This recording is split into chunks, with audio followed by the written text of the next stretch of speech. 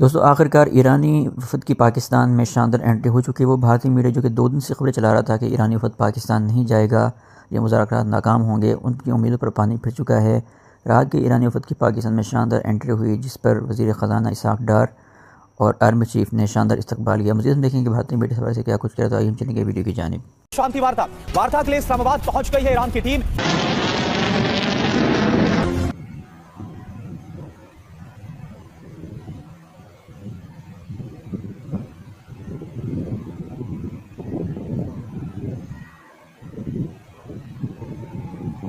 Iran का आला सतह का वफ़द मुज़ाकरात के लिए इस्लामाबाद पहुंच गया। दफ्तर क्यों पाकिस्तान हमसे आगे निकल जा रहा है? क्यों नहीं भारत कदम बढ़ा करके? और यहाँ तो ईरान सब जब हो गया तो पाकिस्तान में क्यों मिल रहा है भाई? फ्राइडे को क्या होने वाला है पाकिस्तान में? सबसे ज्यादा दिक्कत जानते हैं कांग्रेस के उन नेताओं को होगी, सुनिए, जो मोदी को कोसने के चक्कर में पाकिस्तान जैसे दलाल देश को पहुंचा है ईरानी डेलीगेशन रावलपिंडी के नूर खान एयरबेस पर। कल तक तो ये बात कही जा रही थी कि ईरान के डेलीगेशन पाकिस्तान नहीं पहुंचे। ईरानी डेलीगेशन में ईरान की संसद के स्पीकर मोहम्मद बागेर गालिबाफ भी शामिल है। अब का प्रतिनिधिमंडल इस्लामाबाद पहुंच गया। कि बड़ी खबर आपको बताएं, पाकिस्तान खबरी है, मेरे लिए बहुत बड़ी खुशखबरी है कि ईरानी डेलीगेशन जो है वो पाकिस्तान में लैंड कर चुका है। इसकी सारी ऑन द ग्राउंड चल रही है। The Iranians have arrived. थोड़ी क्या पाकिस्तान वाकई ग्लोबल स्टेज पर आ गया है और क्या भारत ग्लोबल स्टेज पर किनारे कर दिया गया है? इसे लेकर इतना कुछ लिखा जा रहा है कि पढ़ते पढ़ते ईरान का आला सतह का वफ़द मुज़ाकरात के लिए इस्लामाबाद पहुंच गया। दफ्तर शांति वार्ता के लिए इस्लामाबाद पहुंच गई है ईरान की टीम। स्पीकर ईरानी संसद के स्पीकर गालिबाफ के नेतृत्व में डेलीगेशन पहुंचा ईरान। ये देखिए आप, विदेश मंत्री अब्बास अराग़ची, रक्षा सचिव अली अकबर भी इसमें शामिल हैं डेलीगेशन में। केंद्रीय बैंक ईरान का जो केंद्रीय बैंक है, इसके गवर्नर और शूरा परिषद के सदस्य भी मौजूद हैं। और देखिए आप, पाकिस्तान के फील्ड मार्शल आसिफ मुनीर आपको नजर आ रहे हैं और इसके अलावा डिप्टी पीएम इसहाक़ डार इस वक्त आपको नजर आ रहे हैं, जिन्होंने ईरानी डेलीगेशन को रिसीव किया एयरपोर्ट पर।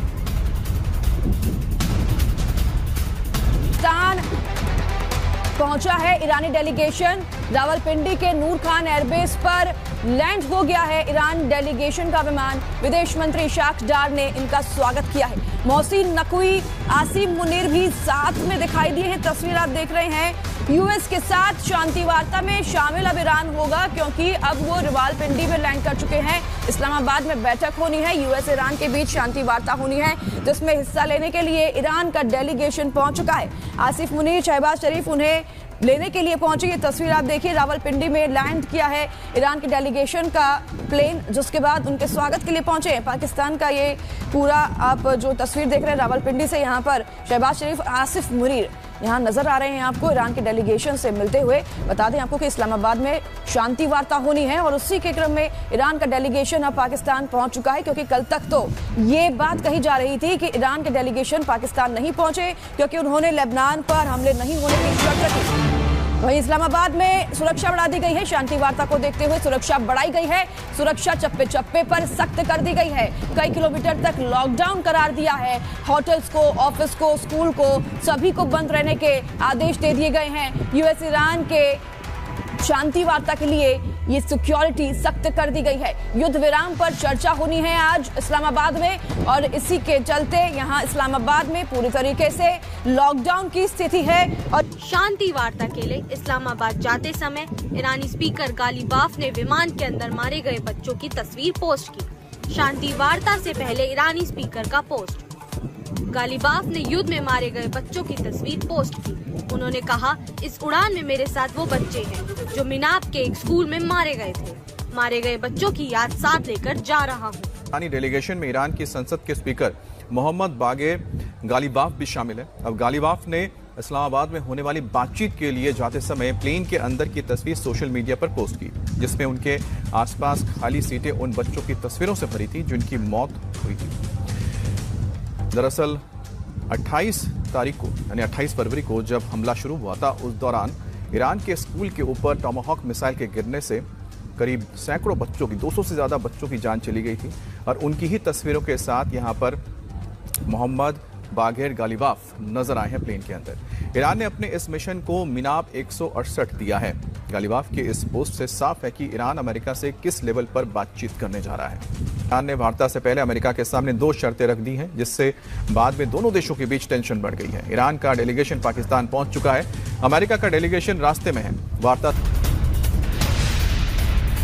ये तस्वीर आपने देखी, वहीं वार्ता से पहले ईरानी स्पीकर गालिबाफ ने बयान भी दिया है। अमेरिका से वार्ता का अनुभव अच्छा नहीं रहा है। यूएस ने हमला किया, युद्ध अपराध किया। एक तरफ तो बातचीत चल रही थी, लेकिन हमला कर दिया गया। तेहरान अमेरिका के साथ समझौते को तैयार है। अमेरिका तेहरान के अधिकारों को मान्यता दे। और इस बीच ईरान की तरफ से 2 शर्तें भी रखी गई हैं। वो शर्त का प्रतिनिधिमंडल इस्लामाबाद पहुंच गया है। बड़ी खबर आपको बताएं, पाकिस्तान के field marshal general Asim Munir और विदेश मंत्री इशाक डार ने ईरानी स्पीकर बागर गालिबाफ, विदेश मंत्री अब्बास अरागची के नेतृत्व वाले उच्च स्तरीय प्रतिनिधिमंडल का स्वागत वहां पर किया है।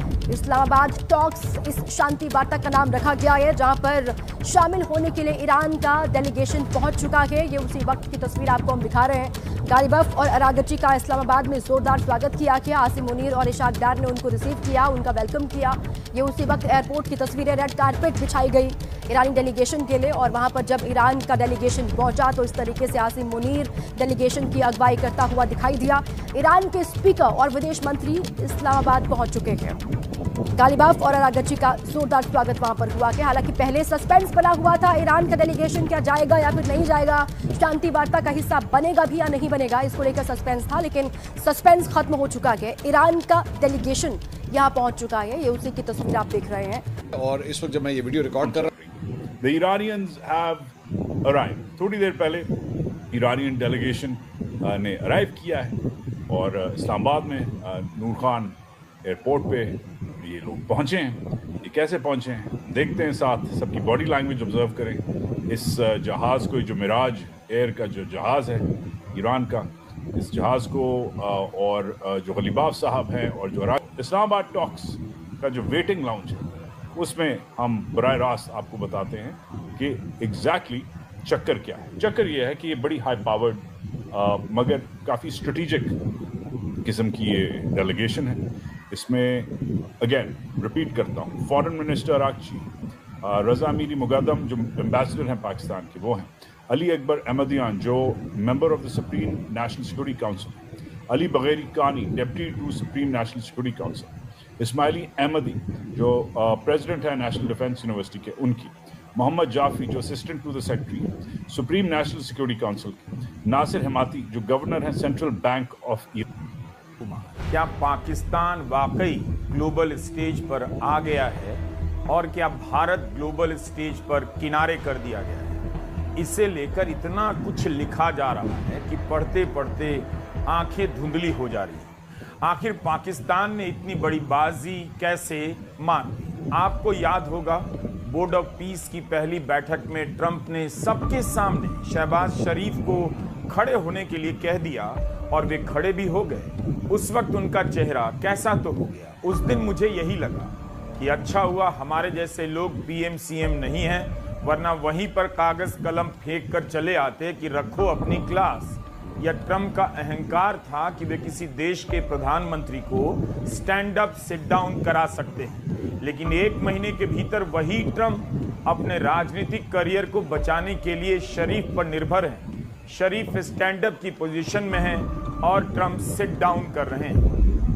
And then again, Pakistan and India, that was a big one. And just, I think you should actually stand. Come, please, stand just for a second. Pakistan and India, thank you very much. And I spoke to Prime Minister Modi. He's excited. He's watching us right now. हमने इस पर video भी बनाया था कि पाकिस्तान की क्या हालत हो गई है, लेकिन उसी शरीफ के हाथ में आज शांति की स्टीयरिंग आ गई है। यह बातचीत एक बहुत बड़ी ग्लोबल घटना है।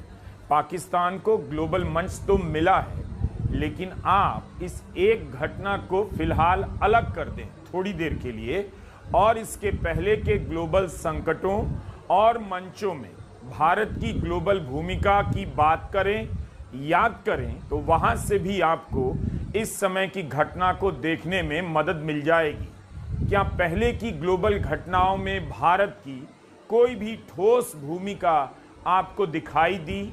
इस सवाल का हल खोजा जाना चाहिए। एक बातचीत को लेकर किसी भी देश से पिछड़ जाने की एहसास कमतरी का शिकार नहीं होना चाहिए। जरूर गोदी मीडिया को समझ नहीं आ रहा होगा कि उसने 12 साल लगाकर प्रधानमंत्री मोदी को ग्लोबल ब्रांड। पर मैं तो खुशी मना रहा हूं, मैं सच्ची बता रहा हूं, हिंदुस्तान के हाथ जलने चाहिए। इस आज के निजाम को पता चलना चाहिए कि बेवकूफियों का अंजाम भुगतना होता है। आप 24 घंटे पहले अपने जिस यार के पास गए थे, उस यार ने आके ग्रीन सिग्नल देके आए लड़ाई का। में दर्द होता होगा, 115 बच्चियां मार दी, क्या कसूर था उनका? अरे लड़ाई आपकी और मेरी है, लड़ो ना। तो ईरान जो तरक्की के शिखर पर जा रहा था, उसको नीचे घसीटने के काम करने में नरेंद्र मोदी सरासर जिम्मेदार है, अपराधी है। जो व्यक्ति जेनोसाइड करता हो उसको गले लगाता है ये नरेंद्र मोदी, ये कपटी कुकर्मी। शर्म नहीं आती? तो नुकसान तो होगा। ईरान क्या चिड़िया की चोंच है? चिड़िया को उठा उठा के भाग रहे हो। अब तो मुझे लगता है ट्रंप का लंगोट रह गया, अब वो भी उतार दे। भोग नहीं है, वो दोगले नहीं है, हिंदुस्तानी दोगला है इस मामले में। अगर इसीलिए हिंदुस्तान का मुसलमान यहां से बाहर नहीं जाना चाहता। क्यों नहीं जाना चाहता? इसीलिए अमन पसंद है वो। किसी ने कुरान, कितना बड़ा नुकसान होगा आप सोच नहीं सकते। इंसानियत मर रही है वहां पर। ट्रंप क्या भगवान से बड़े हैं क्या? ईसा मसीह से बड़े हैं? सबने शहादत दी। आपने अभी नाम लिया हुसैन और हसन का। अब हमारे लिए पाकिस्तान भी भारी हो गया है, तो चाइना तो क्या ही है। तो ऐसी दुनिया ने देखा कि कैसे छोटे छोटे बच्चों को मारा गया, दुनिया ने देखा कि किस तरह से बर्बरता फैलाई गई, दुनिया ने अपने आप को इससे किनारा किया। ये इसकी तुलना, नेतन्याहू की तुलना हिटलर के जमाने से की जा रही है। और क्यों आपको लगता है कि भारत के प्रधानमंत्री को वहां जाने की जरूरत पड़ रही है? हम इजराइल के गुलाम हो चुके हैं और ये मोदी रेजिम की जरूरत है कि इजराइल का जाना है। ये भारत के इतिहास में दो काले पन्ने माने जाएंगे। अरब कंट्रीज और देख रही है ना, और सारे दुनिया, अफ्रीकन कंट्रीज सारी की सारी, वो अफ्रीकन कंट्रीज। इजराइल हमारा दोस्त हो ही नहीं सकता अभी इस नेतन्याहू के नेतृत्व में जो इजराइल है, क्योंकि अपना फिलिस्तीन पे जो एक मॉरल वो था, स्टैंड था, उसको खोया हमने। ईरान जैसा एक बहुत रिच, ऑयल रिच और संवेदनशील पार्टनर था, चबार पोर्ट था, वो खोया। रूस जैसा सामरिक दृष्टि से बहुत पर हमने पैलेस्टीन के लिए स्टैंड लिया हुआ है। महात्मा गांधी से लेकर जवाहरलाल नेहरू से लेकर अटल बिहारी वाजपेयी तक हर किसी ने पैलेस्टीन के सपोर्ट में बोला है। और अब देश के प्रधानमंत्री खुद नेतन्याहू के पास जाते हैं जब पूरी दुनिया उनके खिलाफ नजर आ रही है। आज ये बहुत अहम चर्चा है और चर्चा के लिए हमारे साथ खास मेहमान हैं, राजू परेलेकर सर जुड़े हैं। नमस्कार सर, एक बार फिर से आपका बहुत बहुत स्वागत है। जैसे कि मैंने कहा, देश के पहले प्रधानमंत्री नरेंद्र मोदी, जिन्होंने बतौर प्रधानमंत्री इजराइल का दौरा किया है। दूसरी बार यह दौरा है, और वो भी तब जब दुनिया में कई जगहों पर, साउथ अफ्रीका के देश हो, साउथ अफ्रीका खुद हो जो इंटरनेशनल कोर्ट में गई हुई है, और कई सारे कंट्रीज जो खुद इजराइल के एलाई थे, उन्होंने इजराइल पर पाबंदियां लगाए हैं, कई स्टेटमेंट्स निकाले हैं। और वहीं भारत के जो प्रधानमंत्री हैं वो ऐसे जा रहे हैं दिखाने के लिए कि सब कुछ ठीक है, और दुनिया में एक संदेश जा रहा है कि बेंजामिन नेतन्याहू और नरेंद्र मोदी बेस्ट फ्रेंड्स हैं। किस तरह से इसे आप देखते हैं, और क्यों आपको लगता है कि भारत के प्रधानमंत्री को वहां जाने की जरूरत पड़ रही है? देखिए, मैंने कही हम इजराइल के गुलाम हो चुके हैं और ये मोदी रेजिम की ज़रूरत है कि बाहर से इस रेजिम का बचाव हो, और वो इजराइल और मोसाद मिलकर कर रहे हैं। आपने देखा जीवन के, तो ये चीज़ें फिर इस्लामोफोबिया पूरे देश में फैला हुआ बिना वजह, कुछ भी मुसलमानों से कुछ भी नहीं हुआ है। मुसलमान उतना है देश प्रेमी जितना हम हैं, और मुसलमान देश में उतना ही हकदार है जितना हम हैं।